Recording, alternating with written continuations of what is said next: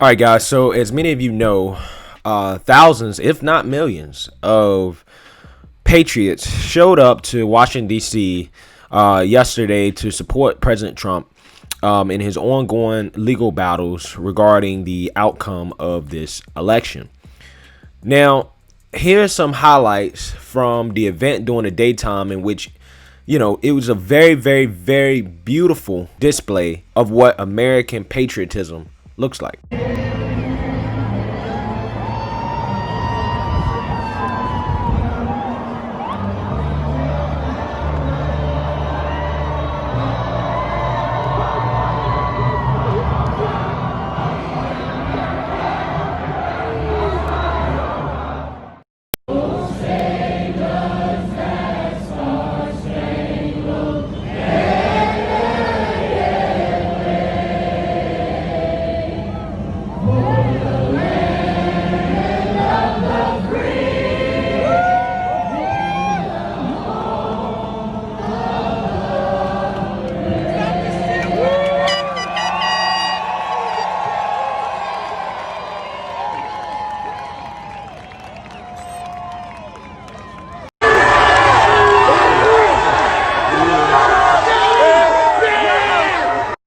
Okay, so as you can see, guys, again, during the daytime, this was a beautiful event. It was people from all races, colors, all across the country gathered together to, support the president and what's going on. But unsurprisingly to me, things made a turn for the worse when it hit night. And quite honestly, it just got out of control.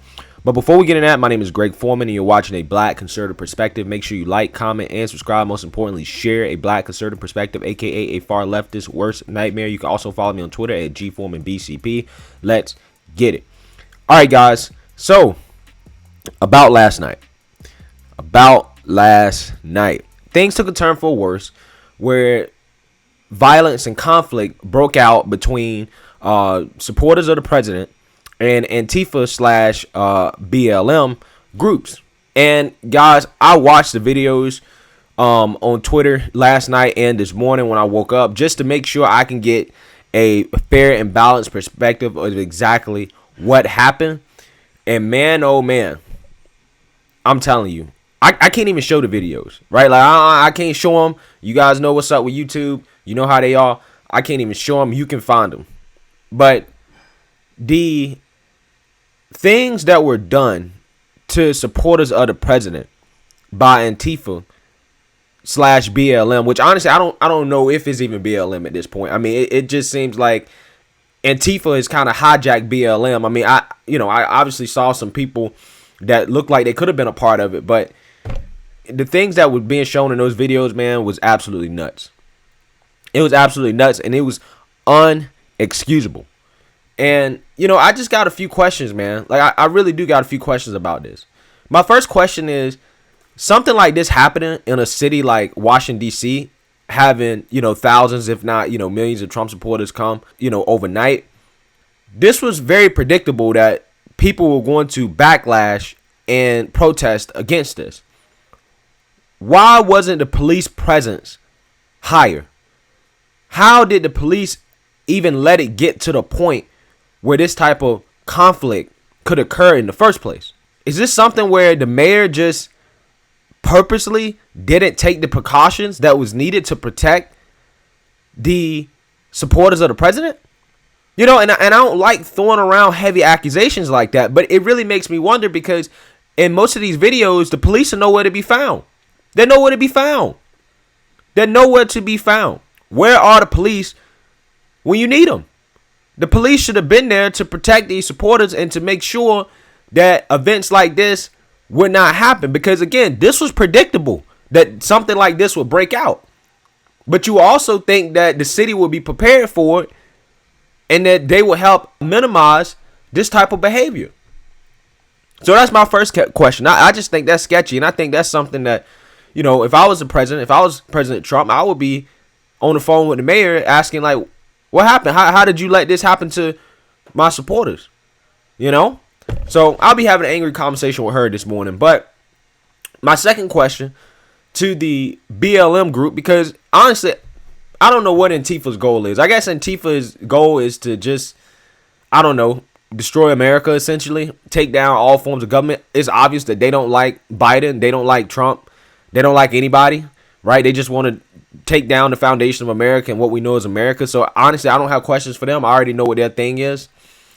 My question for BLM is, what does this do for you? What are you getting out of this? Because, if anything, this is not working in your favor. If your goal is to fight racism, why do you feel the need to go to this march and to antagonize these people that you want to see you as human and to give you fair and equal rights? That's what you're asking for. That's what you're asking for. Now, I'm not saying they don't already have it. I think they already have it. But that's what they're asking for. If you're asking for somebody to respect you and to love you, which is what you're asking for, how can you get that when you go and antagonize these people? You know? Why are you antagonizing them? What are you going to accomplish? Because at the end of the day, if I'm a white supremacist, okay, and I see videos like that, you just gave me all the evidence I need to show somebody, to show my supporters that, hey, look, you see these black people? You see these black people out here? You see them in the streets in Washington, D.C.? This is how they feel about y'all. Look how they attack them. I mean, there's a video of a guy just getting absolutely decked by some coward that is wearing a mask. And that's another negative downside of these masks. They allow people to cover up their whole faces, you know, where they can run around and do whatever they want, more easily commit crimes. But the amount of violence in these videos was just disgusting. You know, and I'm not saying it didn't go both ways. I mean, it definitely went both ways, but it was overwhelmingly against Trump supporters. Right? And now when people say that Trump supporters are under attack and that conservatives are under attack, I mean, this is video evidence. Again, this might be what the left wants. They want their magical race war. That's what they want, because that's the only logical conclusion that the race conversation leads to. It leads to a race war. And it seems like this is what they want.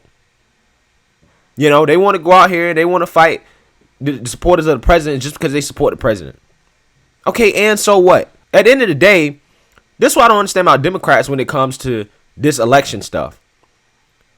If the president is wrong, right, and there's no evidence of voter fraud and none of that stuff is found, it will play out in the courts, okay? And if you just let it play out in court and see what happens, then we'll know the truth. So the fact that you guys are so upset about it tells me that you don't want it to play out in the court.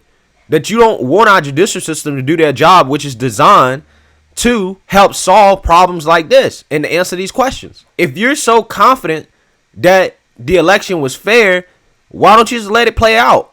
Let the supporters show their support for President Trump and let it play out. Just let it play out. If that's how you feel. But obviously they don't. They must feel nervous about it. They must feel nervous that something might be uncovered that could change the outcome of this election. Who knows? Who knows?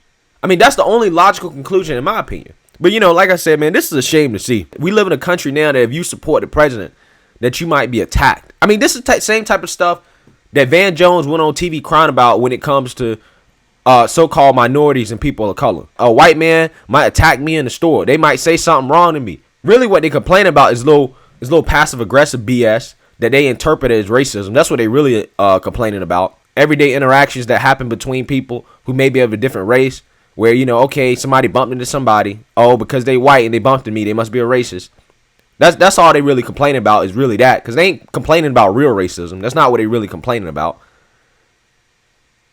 But this is the type of stuff that Van Jones was complaining about. And then you have on video real evidence of violence being done to Trump supporters. Where's the media at? Where's CNN at? Where's MSNBC? Where's Fox News? Where are the mainstream media outlets on this? And even if they do cover it, are they going to cover it in a fair and balanced way? Also, where's Mr. Joe All I want is unity, Biden. Where is he at? I mean, you running around here talking to foreign leaders, doing all this other stuff, acting like you president. Oh, the office of the president-elect Joe Biden. What the heck does that mean? But when you see something like this happen, you're not going to speak out about it? You're not going to say it's wrong, but you're asking for unity. How can you ask for somebody to get behind you as a leader when you can't even do your basic job as a leader and to denounce the violence that is coming from people that's on the left? Joe Biden has still not denounced Antifa. This idea of Antifa, what they call it, is exactly what you see happening in these streets in Washington, D.C. If Antifa is just an idea, it is the most dangerous idea I've ever seen in my life. But Mr. Unity Joe refuses to denounce the idea of Antifa, even though Antifa is against him. They're against everybody. Because at the end of the day, regardless of how you feel about this election, regardless of how you feel about this president, the president's supporters, we are people too. We are Americans. Okay? And we deserve basic decency and respect when we are exercising our right to freedom of speech. That's what this is about. And something else they're upset about is the fact that when President Trump was declared the loser by the mainstream media, that President Trump's supporters and conservatives didn't go riot and protest in the street and destroying the country like they said they would. Remember that, guys? How they spent all that time fear-mongering? Oh, what would happen? Oh, what are the president's supporters going to do? They're going to go riot in the street. They're going to destroy. The cities are boarding up the stores just in case. Because of the conservatives might come out in the street and riot and protest. You haven't seen any of that. Even last night, that didn't happen. Even during the march in Washington, that didn't happen. If there was a liberal city to tear up, that's it right there. Tear up Washington, D.C. Right? If there was a city to tear up that conservatives was going to tear up that was not their city, that was it. That was it. If they really wanted to do that. But that's not what happened.